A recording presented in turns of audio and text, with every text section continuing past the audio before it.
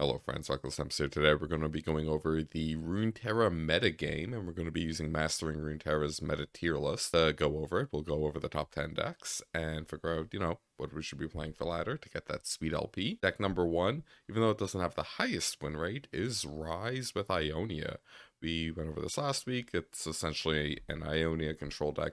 It has a lot of weakness into aggro decks, but anything slower, mid-range, or control, it's just going to beat that crap out of. It's actually serving as kind of like a very interesting like test of the format right now, where if you can't go this fast, you might be in danger. Unfortunately, it seems like there's a lot of aggro decks that are going around the metagame, keeping its overall win rate kind of low. So maybe it's something you might not want to play if it doesn't particularly fit your style. But if you like stunning things and dirtling around, this will be right up your alley. Down from number 1, we have Jax Ornn sitting at number 2. Its win rate has definitely plummeted. I'm sure part of that is because Rise probably beats the bejeebus out of this deck.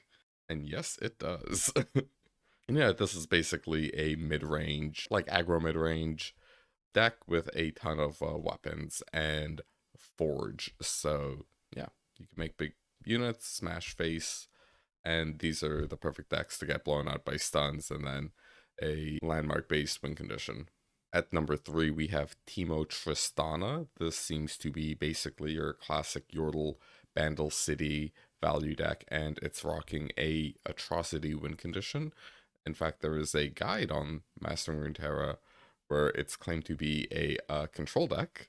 I wouldn't quite classify it as that, but it's mid-range, probably leaning towards control, but yeah, whatever. Yeah, it's got a very high win rate of 58%, so definitely worth giving a look at.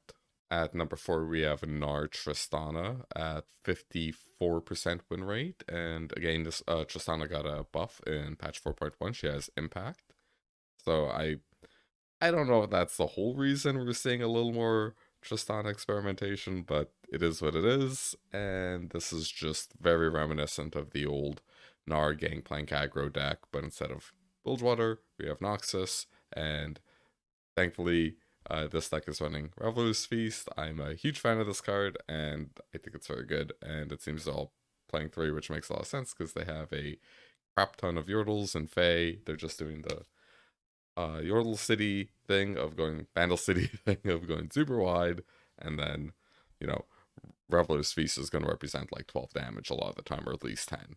At number 5, we have Misfortune Twisted Fate. Its win rate has fallen from last week, now it's only 52%.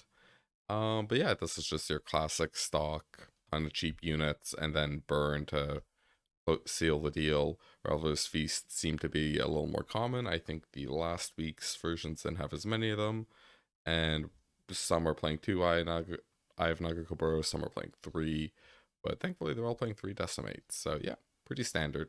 At number 6, we have Nora Viego. It's fallen in win rate. I believe we had this last week. Now it's sitting at 48, and even some of the higher played lists don't have great win rates, and this is basically Bandle City kind of value cards with like we have the portal stuff, and encroaching mist cards from Viego, and then just a few interaction spells from each region.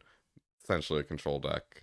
And yeah, it doesn't seem to be doing too hot right now, so probably stay away from it, unless, this is your jam.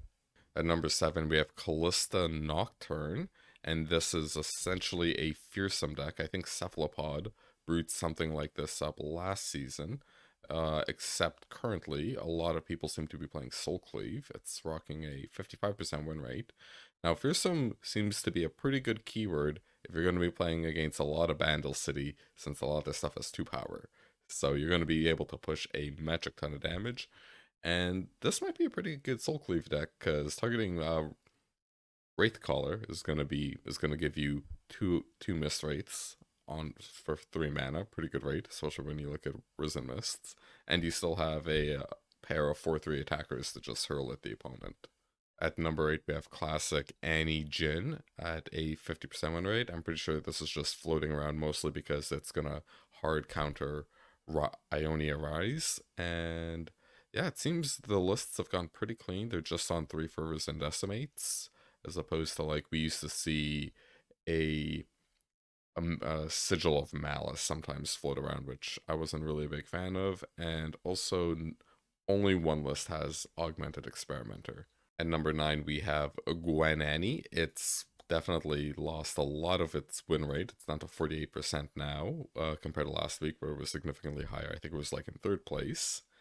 You'll love to see it. There's only a one card difference with the Scorched Earth between this higher win rate list compared to here. It's essentially a Scorched Earth is the difference. So I don't know. There's not a whole lot of games. Maybe if you want to get Galaxy Brain, it's like the Scorched Earth is what lets them outrace Rise, and because of that, that gives it plus 15% win rate overall, which probably not true. It's probably just like the the number of matches played with the decks are kind of low. So yeah. But again, this is just an aggro deck with some combo memes, right? Because with rallying with Katarina, even though she's been nerfed in patch 4.1 down to 2 power from 3, you're still gonna proc Foyer, and it doesn't really matter at the end of the day because you're throwing a metric ton of bonus hollowed on top of your attackers. And at number 10, we have Alawi Twisted Fate. We saw this last week when the patch came out. I think it was Grandpa Roji got to Masters 1, or was the first player to get into Masters with it. And a interesting innovation is they're playing Naga Kaboros now. Like, people used to meme on this card. It's like, oh, it's unplayable, blah, blah, blah. But it seems all the lists are, or the majority of them are playing Naga Kaboros, especially the ones with positive win rates. So that's definitely kind of interesting. And yeah, that's the meta report. If you found value in this, please click that. Please tentacle smash that like button. Yours cost 0, helps push this content to other people. And if you want more Runeterra goodness, ranked, or Path of Champions, will have I that subscribe button. See you next time.